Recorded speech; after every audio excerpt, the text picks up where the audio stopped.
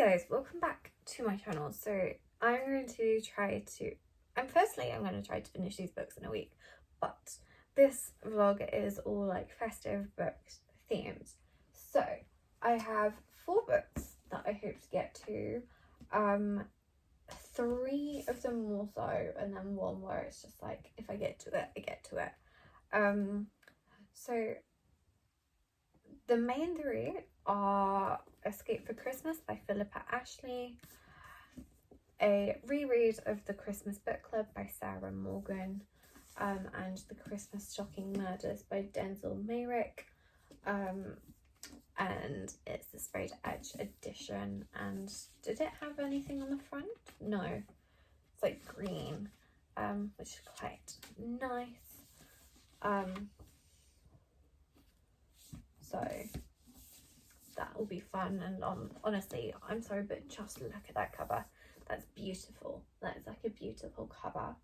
And the stick on the front is like removable as well, by the way, because it says exclusive to Waterstones limited edition. I think that means like the sprayed edges. I'm trying to be as careful as possible because I don't want to ruin this front. That was beautiful. It came off magnificently. And then the book that I might get to, but it doesn't matter if I don't, is Christmas Ever After by Sarah Morgan. My nana had this. I think she read it last year. Yes, it's wrecked. I got it wrecked. It wasn't me. But yeah, so this book follows Sophie. So it follows Sophie, who owns a hotel or guest house, and she's doing a kind of a not Christmas celebration because of stuff that happened, and there's a romance. Yeah, I've actually already started this and I'm a third of the way through, so I've read 133 pages and I'm really enjoying it so far. I think there's a potential for this to be a 5-star,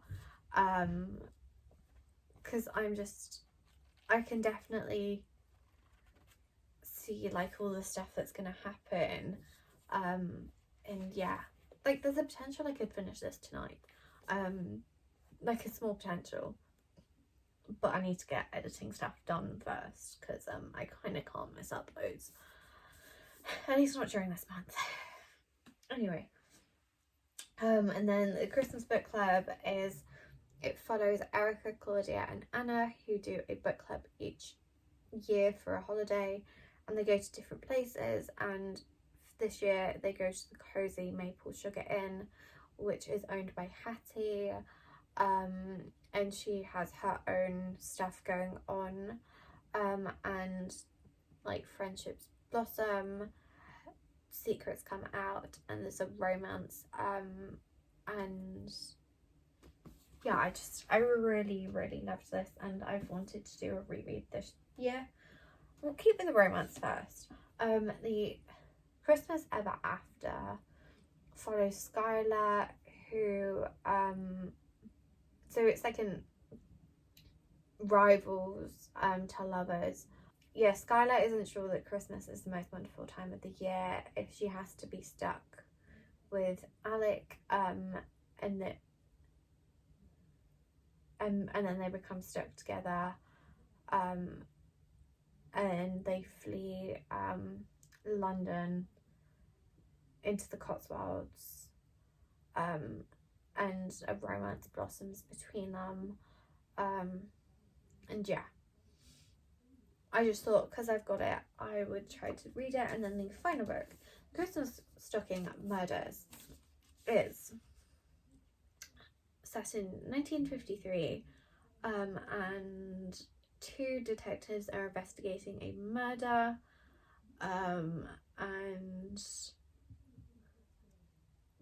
but the dead person was found with a stocking around their throat, and then hundreds of stockings wash up ashore, and someone else is murdered, and the local people are being secretive.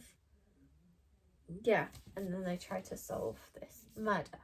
and I will admit I was fully grasped by the front cover. Like, I'm sorry, but that is beautiful. Like, the moment I saw it, like, I can't remember how I saw it advertised, but the moment I saw it advertised, I was like, I am buying that. This could be a shit book, but I was buying it. I don't even think I actually read the full, I didn't even read the full blurb when I bought it. I just saw it and was like, I'm picking this up. Saw it because I was like, murder mystery. I like crime procedurals. I like psychological thrillers. I like murder mysteries. So I'm like, overall, that's kind of like something I'm into. And mixed with a pretty cover.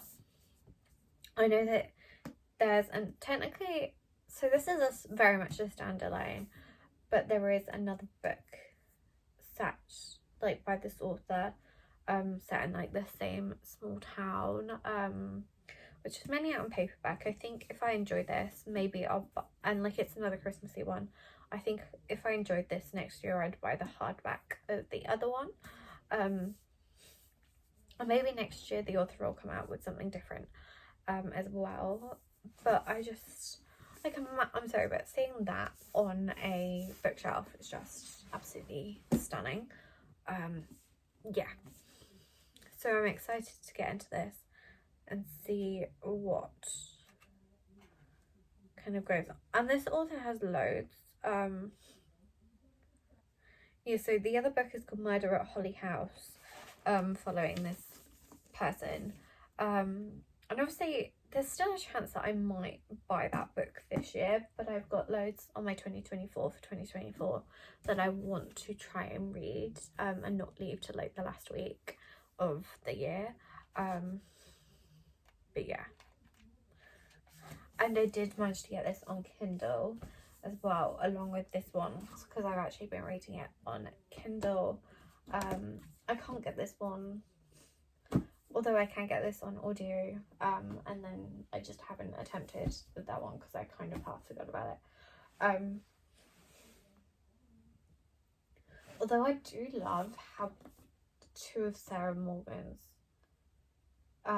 books were published by two different people, but I know that happens in the publishing world. But yes, I am enjoying this so far. We've obviously learned like there's like conflict early on that kind of puts like a spanner in the works, because there was like growing feelings, but I'm like enjoying like the kind of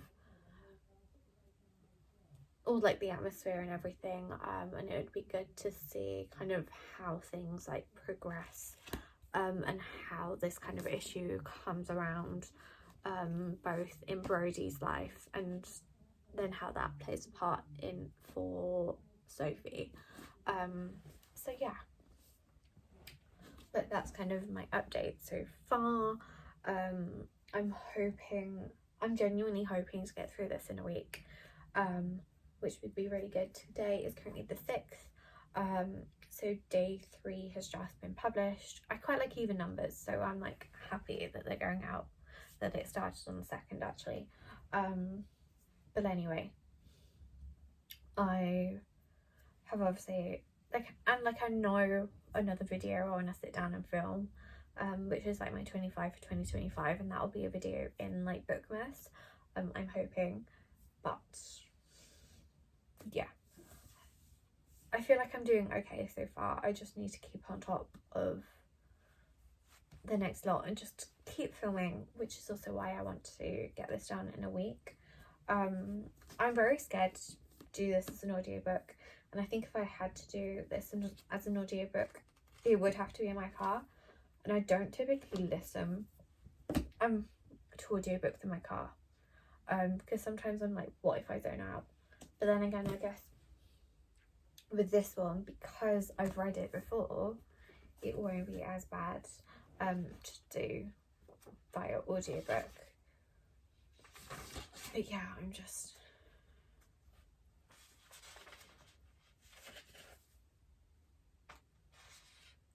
and like this came out last year, so yeah, I'm excited to get back into this world.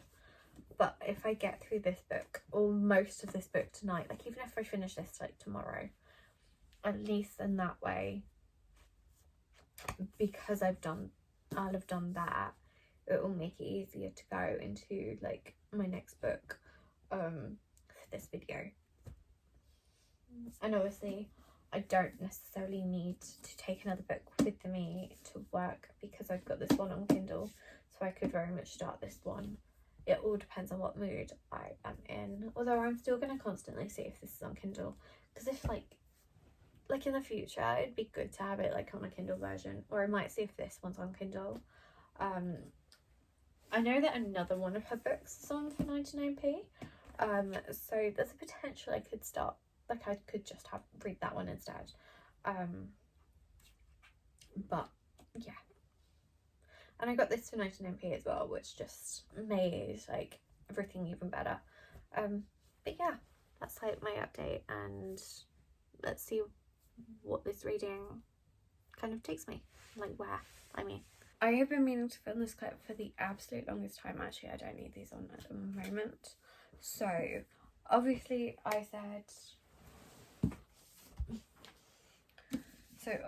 mentioned about the Christmas book club, the Escape for Christmas, and the Christmas stocking murders.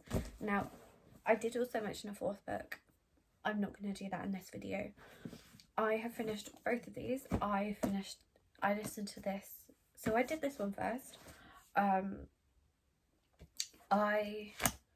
feel like I've talked about this, and I don't know why. I feel like there is a clip out there that I've talked about this, and I could have given this update. But I finished this. I really enjoyed it. I didn't enjoy it as much as I did for when I read this.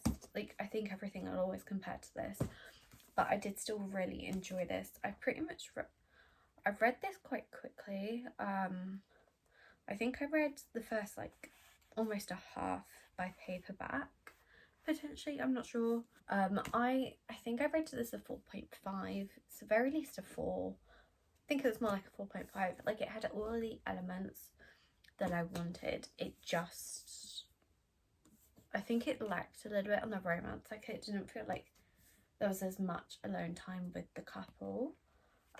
Like, it was still really sweet, but I think there was just something missing. And I think because, like, even though there was like other characters, I don't think the like found family kind of was there,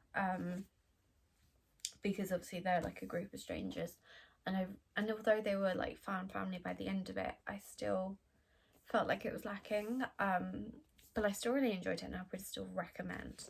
Then I finished my reread of this one.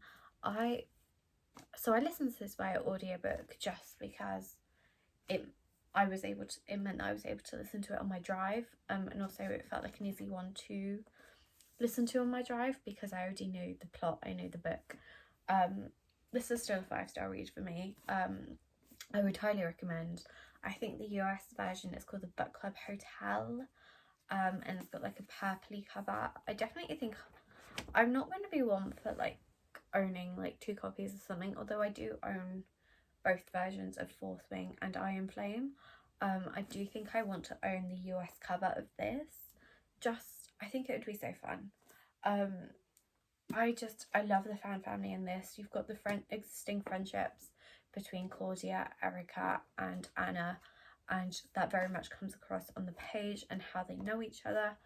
Then you've got Hattie coming in, and Delphi, her daughter, really does add to the story. This book has got kids mentioned, but they didn't have much of a presence, whereas Delphi has like a gentle, continuous presence. So like, she's not overbearing, like she's not always there, but at the same time when she is there, it definitely adds to the story, and it just is such a good book. It like melts my heart. It's like a warm hug, and I love this book so much. And yeah, I haven't yet finished this book. I'm 73% of the way through. This one, it's not gripping me as much as I hoped it would. it's still interesting, but I still think it's going to be around like the 3 to 3.5 range. A book that I'll still want to own, and like it could definitely pick up towards the end, and I definitely don't know what's going to happen. I have been reading this via Kindle, so I haven't picked this version up once. It probably would be good for me to pick up this version, but yeah, I don't know kind of how it's going to end. Or like, because you know how usually with like murder mysteries, sometimes you know how stuff's going to end. I do have a small theory about a character though. I have a feeling there's going to be something about that, but otherwise I don't know what's going to happen, which is obviously quite exciting, because yeah, it's just quite exciting to not know how this is going to end. Whereas with some other books, I've had it where I've kind of guessed the ending, which is obviously kind of not spoiled it a little, but at the same time, in some ways you'd prefer to be like surprised, but like logical surprise. I do actually also have like a little small theory about a different character, because I feel like there's something going on there.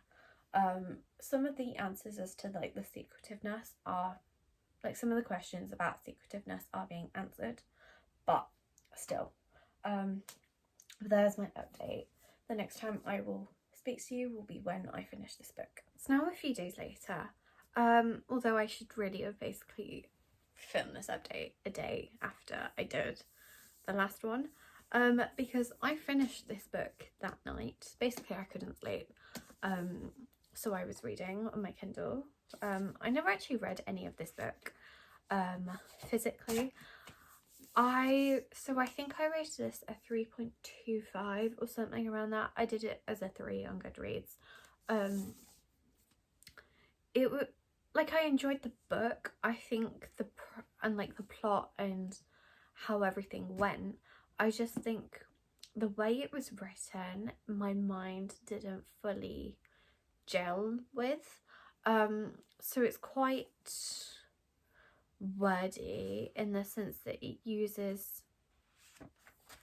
a lot of words that I don't know the meaning of, and are probably fitting for this like kind of time, because it was set in like the 50s, 1953,